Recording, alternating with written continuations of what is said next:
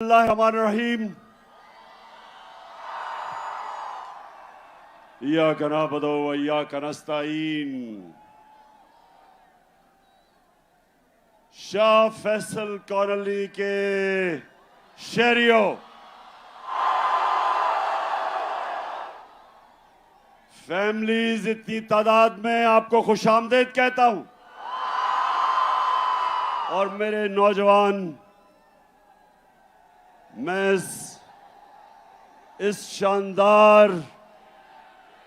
शानदार इस्तकबाल का फिर से शुक्रिया अदा करता हूं।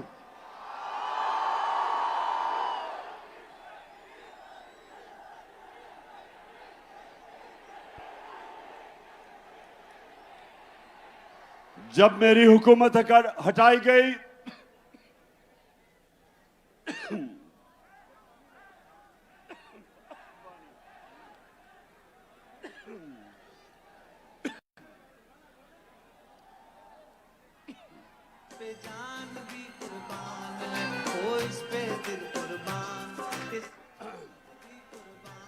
जब एक बैरूनी साजिश के तहत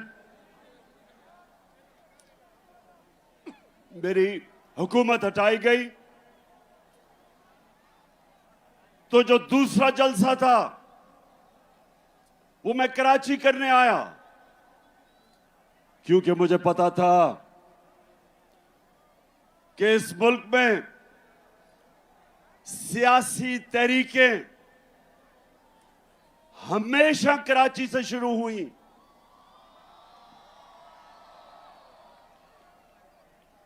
कराची के लोग शऊर रखने वाले लोग हैं,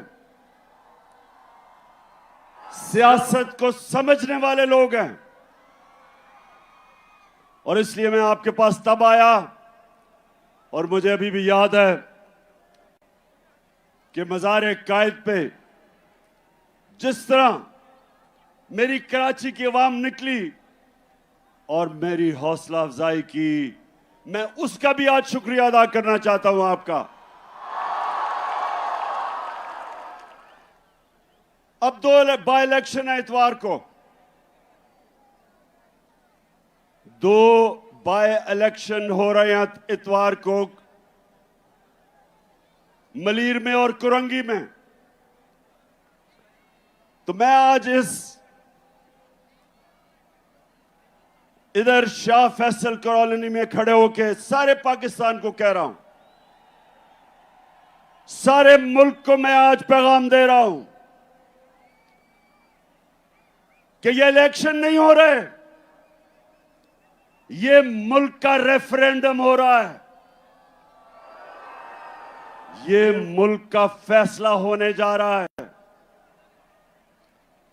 मेरे पाकिस्तानियों, एक मुल्क जो अल्लाह ने हमें एक तोहफा दिया था पाकिस्तान का, वो आज एक फैसला कुन वक्त पे खड़ा है। एक तरफ पाकिस्तान के बड़े बड़े डाकू जो 30 साल से इस मुल्क को लूट रहे हैं, चोरी करते हैं, और जब एहतसाब होने लगता है बाहर भाग जाते हैं, फिर डील करते हैं, एनआरओ लेके वापस आ जाते हैं, फिर लूटते हैं, फिर जब एहतसाब होने लगता है फिर बाहर भाग जाते हैं, एनआरओ लेके वापस आते हैं। ये अमीर तरीन होते जा रहे हैं, कौम मकरूज होती जा रही है। जब से ये आए हैं 6 महीने में, और कराची के लोगों, आप शऊर रखने वाले लोगों, ये पाकिस्तान का फाइनेंशियल कैपिटल है। कराची ऊपर जाता है तो पाकिस्तान ऊपर जाता है।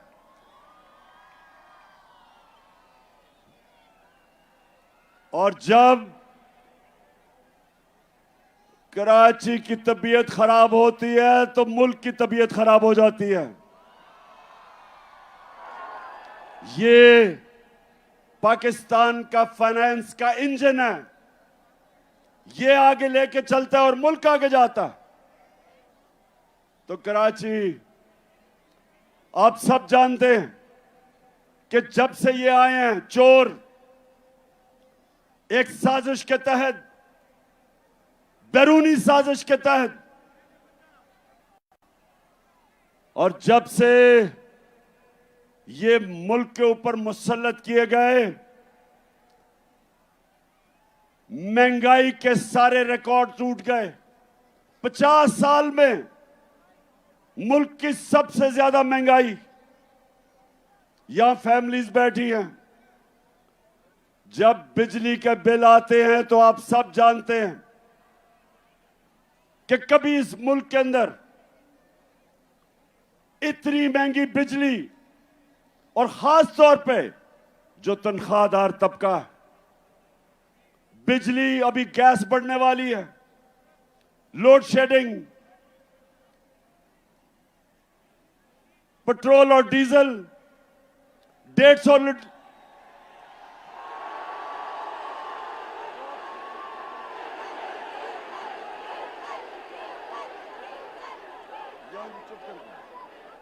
जब हम छोड़ के गए थे 6 महीने पहले,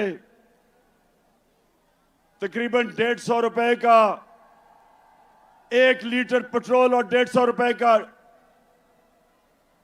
डीजल। ठीक कह रहे हो, फजलुर रहमान भी 150 रुपए का था। और उसके बाद एक एक चीज महंगी। आटा 55 रुपए किलो पे छोड़ के गए थे, आज 100 रुपए से ऊपर है।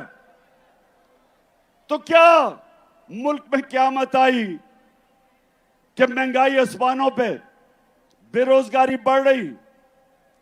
आज मैं फिर से कहता हूं, तनख्वाहदार तबकों के लिए, उनके पास तनख्वाहें नहीं बिल देने के लिए, और जबकि कौम गरीब हो रही, कौम मुश्किल में मकरूज, रुपया 30% रुपया गिरा है। मेरे कराची के लोगों, जब रुपया 30% गिरता है डॉलर के मुकाबले में, तो आप ये समझें कि अगर आप बैंक में आपका 100 रुपया पड़ा था, उसकी सिर्फ 70 रुपया रह जाता है। और ये जिनके बाहर अरबों डॉलर बाहर पड़े हैं, इनकी दौलत में इजाफा हो जाता है, क्योंकि डॉलर ऊपर चला जाता है। ये 30% ऊपर, मुल्क 30% नीचे। तो सवाल यह है कि जिन लोगों ने इनको हमारे ऊपर मुसल्लत किया, आज सारी कौम सवाल पूछ रही है कि जो आपने साजिश करके इन चोरों को हमारे ऊपर बिठाया, तारीख, इस मुल्क की तारीख आपको नहीं भूलेगी। ये कौम आपको नहीं भूलेगी जो आपने जुल्म किया इस कौम के साथ। दुश्मन भी ना करे, दुश्मन भी वो नुकसान नहीं पहुंचा सकता था पाकिस्तान का, जो इन चोरों को हमारे ऊपर मुसल्लत करके नुकसान पहुंचाया। तो ये रेफरेंडम है, परसों जो इलेक्शन है, 8 जगह मैं इलेक्शन इसलिए लड़ा हूं कि मैं अपनी कौम को बताना चाहता हूं कि हमने फैसला करना है। क्या हमने भेड़ बकरियों की तरह इनकी गुलामी करनी है, चोरों की, या एक आजाद कौम की तरह, एक खुददार कौम की तरह अपने पैर पे खड़ा होना है, हकीकी आजादी लेनी है अपनी। क्योंकि मेरे पाकिस्तानियों, सिर्फ आजाद इंसानों की परवाज ऊपर होती है। मैं वो पाकिस्तानी हूं, अल्लाह ने मेरे से बेहतर टैलेंटेड खिलाड़ी थे क्रिकेट में, मेरे से ज्यादा पैसे वाले लोग थे जो मेरे से ज्यादा अस्पताल बना सकते थे। पॉलिटिक्स में मेरे से ऐसे लोग थे जिनकी खानदान पॉलिटिक्स में थे। मेरा तो कोई खानदान पॉलिटिक्स में नहीं था, लेकिन मेरे पाकिस्तानी अल्लाह ने कामयाबी मुझे इसलिए दी क्योंकि मैं एक आजाद इंसान हूं। मैं आजाद हूं, मैंने किसी की गुलामी नहीं की। मैं ला इलाहा इल्लल्लाह,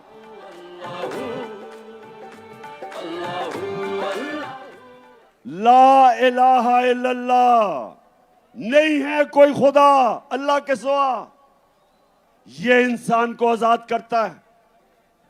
और मेरे पाकिस्तानियों, खास तौर पे मैं अपने नौजवानों को यह बताना चाहता हूं कि सिर्फ आजाद ज़हन, आजाद इंसान, आजाद मुल्क, सिर्फ उनकी परवाज ऊपर होती है। गुलाम तो अच्छी गुलामी कर सकते हैं, गुलाम तो वो बन सकते हैं जो इस वक्त मुल्क का क्राइम मिनिस्टर है, जिसको चेरी ब्लॉसम कहता हूं। अच्छा, जरा ये देख लें, कभी किसी मुल्क का प्राइम मिनिस्टर ऐसी बातें करता, जरा ये देखें पहले। मैं सऊदी अरब से होके आया हूँ, मैं यूएई के होके, अभी मैं तुर्की होके आया हूँ, और मैंने उन भाइयों को कहा कि आप हमारे बड़े अजीम भाई हैं, हमेशा आपने हमारी मदद की। और मैंने यही कहा, जब मैं आया हूँ तो आप समझेंगे शायद ये मांगने आया है। मैं मांगने नहीं आया, लेकिन मजबूरी है। जिस तरह माजी में 75 साल में आपने हमारा हाथ बटाया है, कुछ अर्सा आप हाथ बटा। मैंने कहा मैं वादा करता हूं कि इंशाअल्लाह हम पूरी कौम हम मिलकर दिन रात मेहनत करेंगे, पसीना कराएंगे, अपने पांव पे खड़े होंगे। अच्छा सुनो, अब सुनो पाकिस्तानियों, ये जरा बड़ी गौर से मेरी बात सुनो। जब आपका प्राइम मिनिस्टर भिखारियों की तरह दूसरों से पैसे मांगता है,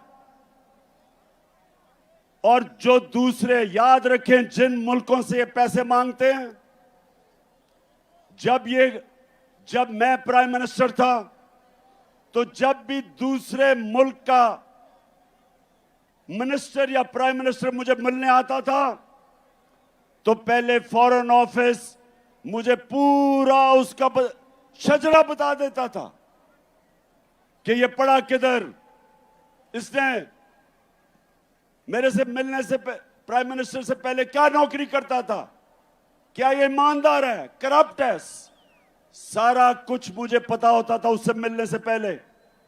तो जब ये शहबाज शरीफ, जब ये दुनिया में पैसे मांगने जाता है तो याद रखें, उनको सब पता होता है कि इसके और इसके भाई के अरबों डॉलर मुल्क से बाहर पड़े हैं, चोरी का पैसा, सबको पता होता है। तो जब अपना पैसा मुल्क से बाहर ले जाओ चोरी करके और दूसरों को कहो पाकिस्तान में पैसा दो, लोग आपको हकारत की नजर से देखते हैं, लोग आपको जलील करते हैं। और जब मुल्क का प्राइम मिनिस्टर जलील होता है तो सारी कौम को शर्मिंदा करवाता है।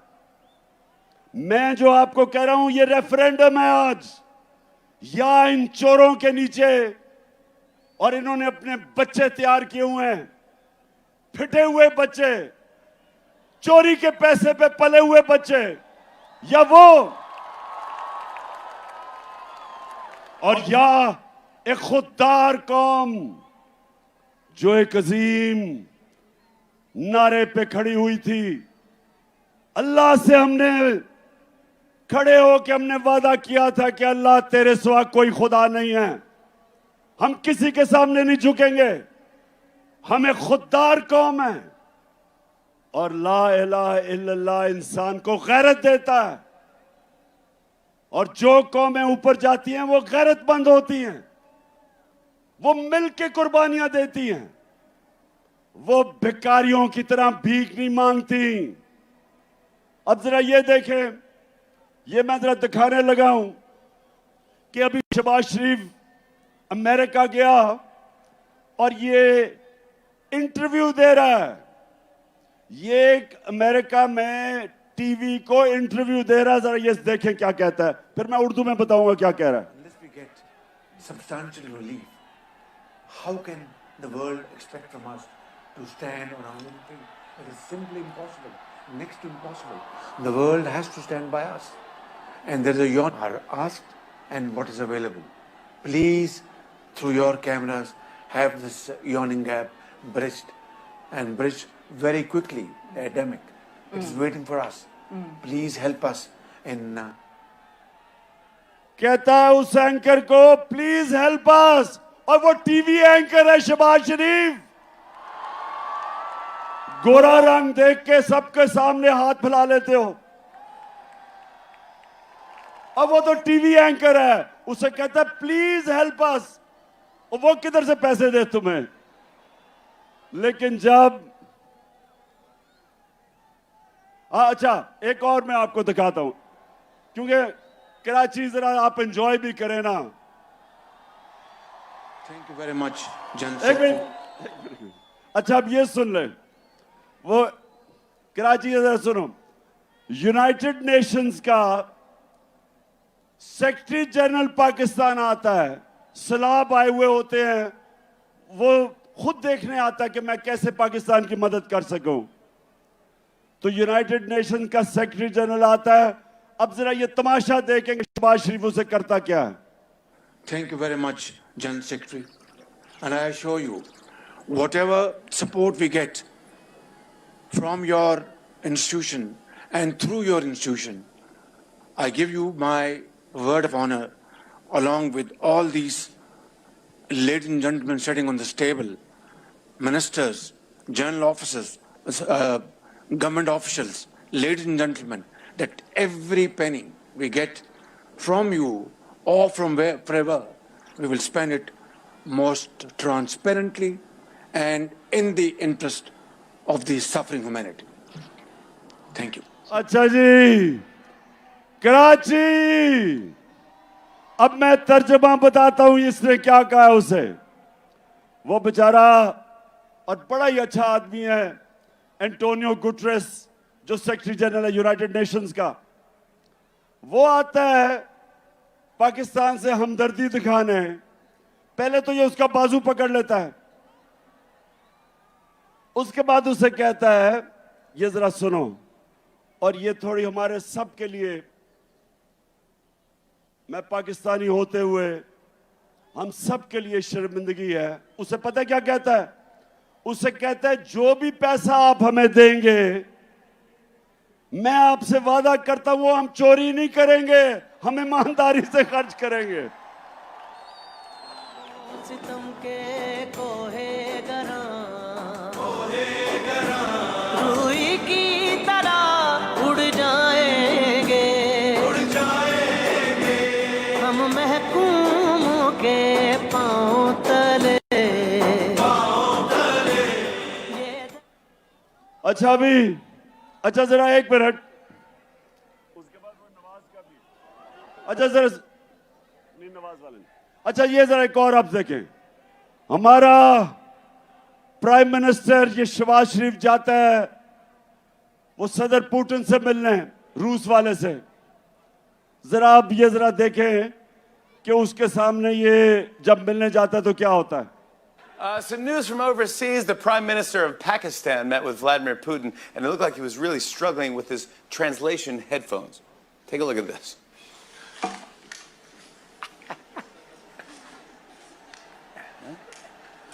गौर से देखें, गौर से।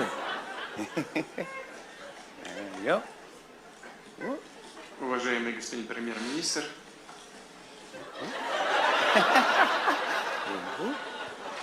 Hold on. Yeah. somebody help me. Yeah, there you go. There you go. There we go. Уважаемый господин премьер-министр, идет перевод, все нормально?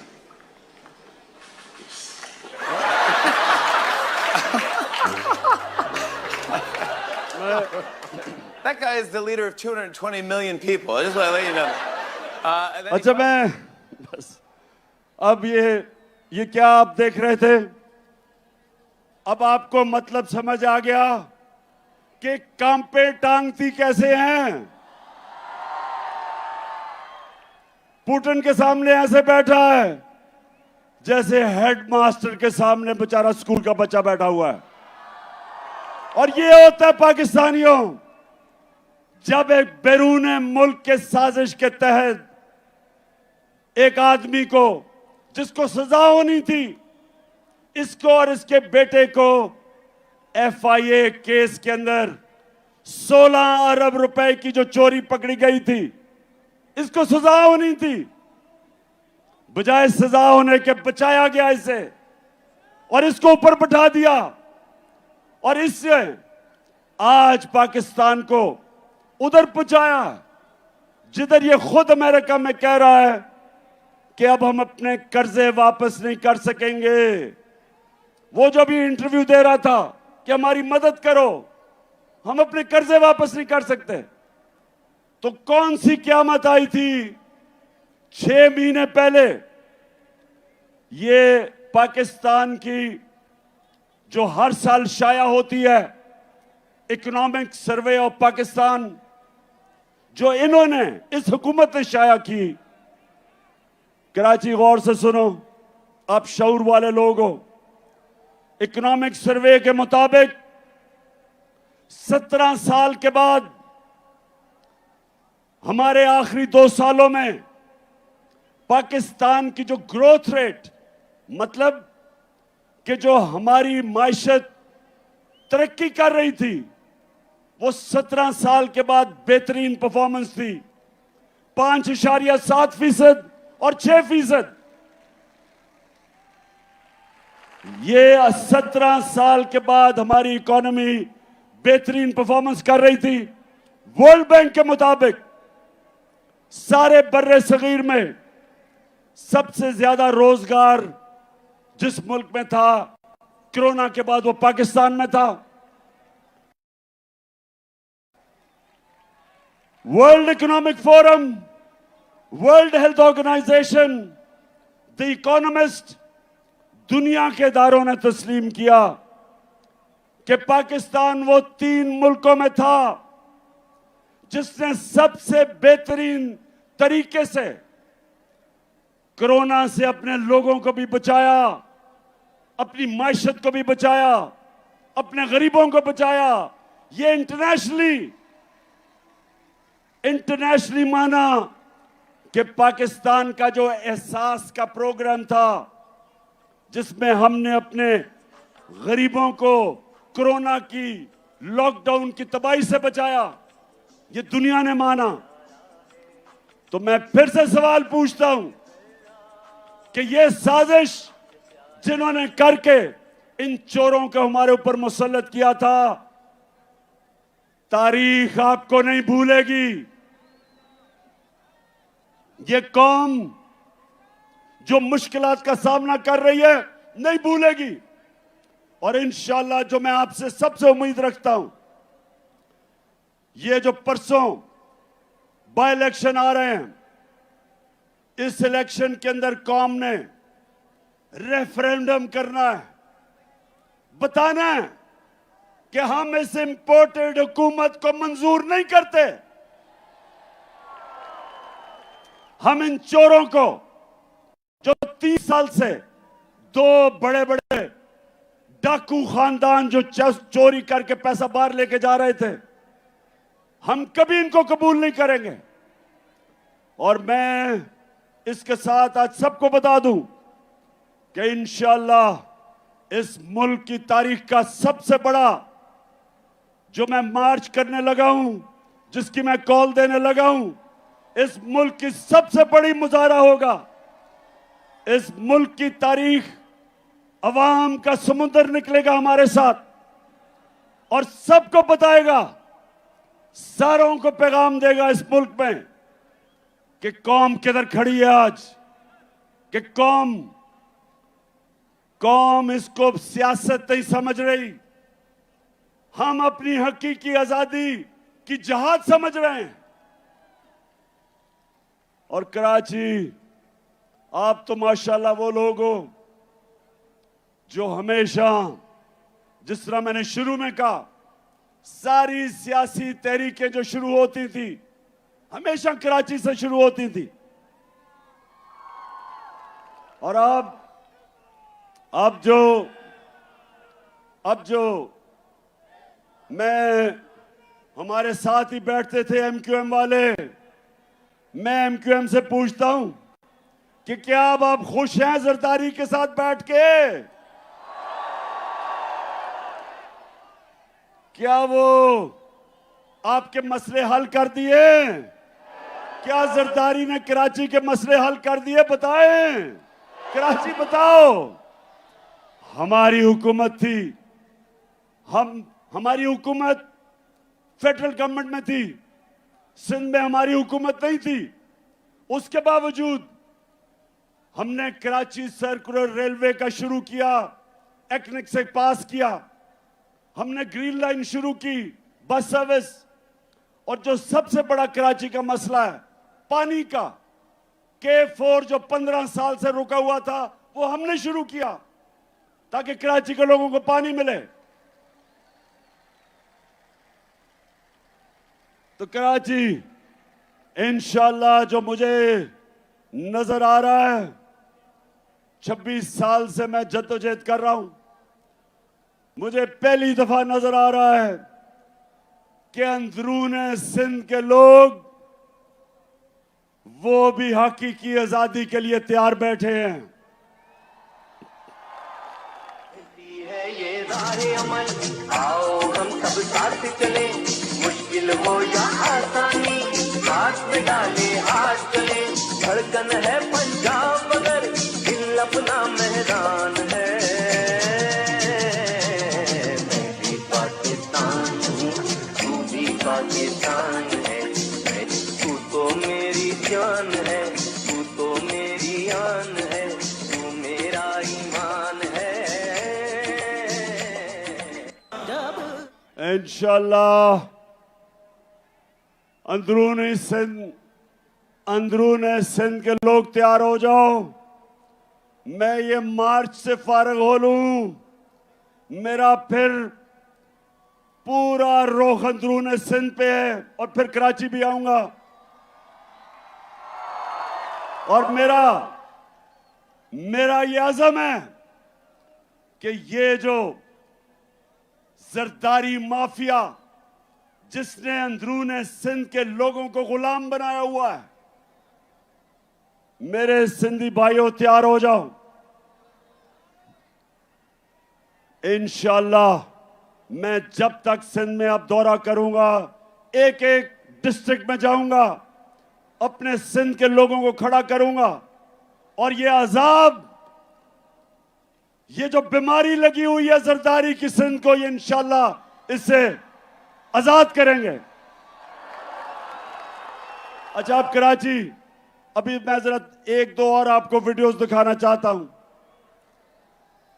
मैं जरा अब गौर से आपने वीडियो देखनी है। मैं इसलिए बार बार दिखाता हूं हर जलसे में, क्योंकि अभी मरियम कहती कि ओहो मैं तो बेकसूर थी, और मैं बाइज्जत बरी हो गई हूं। उधर इसहाक डार कहता है मैं बाइज्जत बरी हो गया हूं।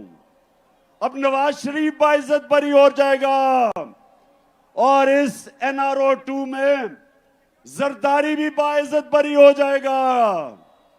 सिर्फ बेचारे छोटे छोटे चोर पकड़े जाएंगे पाकिस्तान में।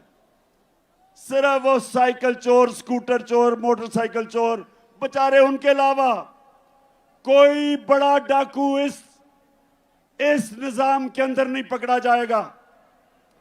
तो जब मरियम कहती है, अब आपने गौर से देखना, ये मरियम कहती है जी मेरे से तो बड़ा जुल्म हुआ, मैं तो बेकसूर हूं। देखे ना ये इमरान खान कितना जालिम आदमी है। मरियम बीबी, सारी कौम से झूठ ना बोले। आपके जब हमने पूछा आपसे आज से 10 साल पहले कि 4 बड़े बड़े महलात लंदन के सबसे महंगे इलाके में, मेफेयर में, मेफेयर जो है सबसे महंगा इलाका है लंदन का, उधर 4 बड़े बड़े महलात इन्होंने खरीदे हुए थे। तो जब मैंने इनसे पूछा कि बताओ कि ये महलात किधर से आए, कौन से पैसे से आए, तो मरियम क्या कहती है ये जरा देखें। 10 साल पहले इस तरह मुझे लगा कि आप लोगों को बेवकूफ नहीं बना सकते। मेरी सेंट्रल लंदन में प्रॉपर्टीज तो दूर की बात है, मेरी पाकिस्तान में भी कोई प्रॉपर्टी नहीं है। मैं अपने वालिद के साथ है और मुझे समझ नहीं आई कि मेरी और मेरी वालदा की और बहन भाइयों की प्रॉपर्टीज ये कहाँ से निकाल के ले आए हैं। मेरे नाम पाकिस्तान में कोई प्रॉपर्टी नहीं है, ये तो इंग्लैंड की बात है। सुन लिया। अब ये कब था? ये था 2014 में। बेचारी मरियम को नहीं पता था कि अल्लाह अल हक है और वो सच सामने ले आता है। 2 साल के बाद एक इंटरनेशनल इंकशाफ हुआ, पैनामा पेपर्स। पैनामा में जो इन्होंने ऑफशोर कंपनीज लेके बड़े बड़े दुनिया के वजीरों ने, प्राइम मिनिस्टर ने छुपाए हुए थे अपने असासे, उसे नहीं पता था कि वो इंकशाफ हो जाएगा और वो एकदम इनका नाम आ जाएगा कि जी मरियम के नाम पे वो 4 बड़े बड़े महलात हैं। तो पहले कहती कि लंदन तो छोड़ो, पाकिस्तान में भी कोई प्रॉपर्टी नहीं है। अब जब इंकशाफ होता है तो मरियम का भाई हुसैन शरीफ क्या कहता है, सुने। मैं इस बात को तस्लीम करता हूँ कि अल्हम्दुलिल्लाह पाक लेन के ऊपर जो अपार्टमेंट्स हैं वो अल्हम्दुलिल्लाह हमारे हैं। मैं इस बात को तस्लीम करता हूँ कि उनको ऑफशोर कंपनीज नेस्कॉल लिमिटेड और नीलसन लिमिटेड जो है उनको ओन करती हैं। और मैं आपको ये भी अर्ज करता हूँ उनको होल्ड कर रही है इस वक्त मरियम नवाज शरीफ, मेरी हमशीरा जो है। ठीक है जी, ठीक है, सुन लिया सबने। कहती कोई प्रॉपर्टी नहीं है। भाई जब पकड़े गए तो उन्होंने कहा जनाब ये तो मेरी बहन मालिक है इन 4 बड़े बड़े फ्लैट्स की। तो जब ये पता चला कराची, फिर क्या हुआ? अब मरियम ने देखा कि अगर मरियम के पास तो पैसा ही नहीं था लेने के लिए, तो वो क्या कहती? अब वो अगर बाप का नाम लेती तो बाप के पास तो खुद उसने पैसा नहीं दिखाया, इसका मतलब चोरी का पैसा था। तो मरियम को बड़ा एक जबरदस्त आइडिया आया। उसने कहा हमारा दादा बहुत पैसे वाले था, अरबोपति था हमारा दादा। अब दादे से कौन पूछेगा, वो तो दूसरी दुनिया में जा चुका था। तो ये सुने जरा मरियम क्या कहती है। हसन हुसैन के पास आज जो भी है वो एक अरबपति दादा के पोते हैं। उस अरबपति दादा के पोते हैं जो 1960s और 70s में पाकिस्तान का अमीर तरीन इंसान था। ये जो एसेट्स हैं, ये जो बिजनेस के लिए पैसा है, ये सारा दादा से डायरेक्टली बच्चों को ट्रांसफर हुआ। तो समझ गए, डायरेक्टली दादा ने बच्चों को पैसा दे दिया। दादा अरबपति था। अब कराची, अब दादा तो दुनिया में नहीं था, लेकिन वो दादा शहबाज शरीफ का बाप था। मरियम का दादा शहबाज शरीफ का बाप था। अब शहबाज शरीफ अपने बाप के मुतल्लिक क्या कह रहा है, ये सुने। मेरे खानदान को 22 खानदानों में शुमार नहीं होता था। मुझे इसके ऊपर बाइस से फख्र है कि मेरे वालिद का ताल्लुक एक गरीब किसान के घराने से था, हिंदुस्तान से। वो तो कराची अल्लाह अल हक है, ये याद रखना। उसका वादा है कि सच सामने आएगा। और अब जो मैं आप सबको आज कराची आया खास तौर पे कि मैं आप सबकी कुरंगी और मलीर, खास तौर पे जिधर इलेक्शंस हैं, मैं आप सबकी ड्यूटी लगाने आया हूं। देखें, ये फैसला होने लगा आपके मुस्तकबिल का। एक तरफ ये चोर हैं जो यहां से चोरी करके पैसा बाहर मुल्क को लूटने आते हैं, एनआरओ लेते हैं और फिर बाहर चले जाते हैं। और दूसरी तरफ ये वक्त आ गया कि हम सब हक के लिए खड़े हों, अमर बिल मारूफ के लिए खड़े हों, जो शुरू में आयत पड़ी थी। अल्लाह का हुक्म है, अल्लाह का सबको हुक्म है कि अच्छाई हक के साथ खड़े हो और बुराई के खिलाफ खड़े हो। अल्लाह ने हमें किसी को इजाजत नहीं दी न्यूट्रल रहने की। उसने हमें सबको कहा कि अच्छाई के साथ खड़े हो, इन चोरों के साथ ना खड़े हो। ये इलेक्शन रेफरेंडम है और मैं अपनी सारी कौम को कह रहा हूं कि निकलना है। इसको आपने अपना इलेक्शन नहीं, एक जहाद समझनी है इन चोरों के खिलाफ।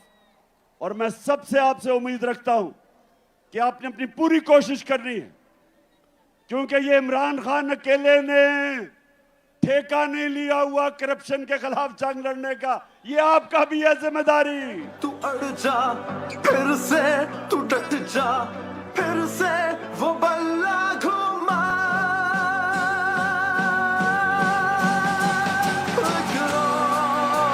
कदम बढ़ा फिर से, वो लम्हा दोहरा जब जीत के आया था, फिर से वतन को जिता।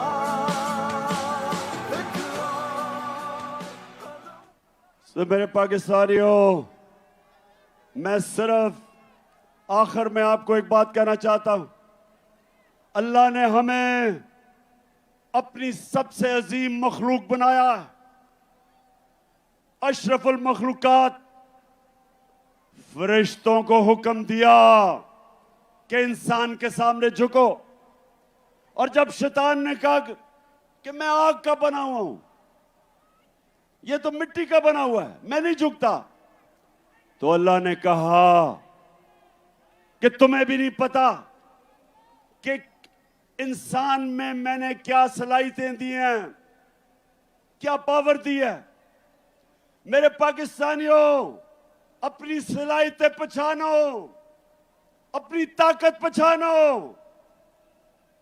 आपका मुस्तकबिल इन चोरों के नीचे नहीं है। आपका मुस्तकबिल इन चोरों के नीचे सिर्फ उसके सामने जिल्लत है। आपका जो अजीम मकसद, अजीम नारे पे पाकिस्तान बना था, अजीम लीडर था कायदे आजम मोहम्मद अली जिन्ना, अजीम नजरियाती लीडर इलामा इकबाल थे। हमारा वो मुल्क होना था जो आज सारी मुसलमान दुनिया के सामने हमने एक मिसाल बननी थी। हम कभी भी नहीं बन सकते अगर ये चोर हमारे ऊपर बैठे रहें, जो अपने आप को भी जलील करते हैं, जिनमें गैरत नहीं है और सारी कौम को शर्मिंदा करवाते हैं। इसलिए मैं 6 महीने सारे मुल्क में फिर रहा हूं अपनी कौम को तैयार करने के लिए कि ये बाय इलेक्शन तो परसों है। मैं आपको कॉल देने लगा हूं और आपने सब ने निकलना है अपने लिए, अपने बच्चों के लिए, अपने मुल्क के मुस्तकबिल के लिए। ये एक अजीम मुल्क है, सब कुछ दिया अल्लाह ने। तो अब आखिर में सब हाथ उठा के आपने मेरे साथ हल्फ ले लेना है, सबने मेरे साथ हल्फ लेना है। मैं यहां से पढ़ूंगा, आपने आवाज से बुलंद रिपीट करना है। टीवी पे जो लोग हमें देख रहे हैं वो भी हमारे साथ शरीक हो जाएं। बिस्मिल्लाहिर्रहमानिर्रहीम। हम हल्फ उठाते हैं कि हम पाकिस्तान के आइन की हमेशा पासदारी करेंगे। हम पाकिस्तान की खुद मुख्तारी का तहफ़्फ़ुज़ करेंगे। कि हम कभी भी अल्लाह के सिवा किसी के सामने नहीं झुकेंगे और हम पाकिस्तान की हकीकी आजादी के इस जिहाद में आखिर तक इमरान खान के शाना बशाना जदोजहद करेंगे और हर किस्म की कुर्बानी के लिए तैयार रहेंगे। अल्लाह हम सबका हामी और नासिर हो। आमीन। कराची, आपका दिल से शुक्रिया अदा करता हूं। बहुत बहुत शुक्रिया। पाकिस्तान जिंदाबाद।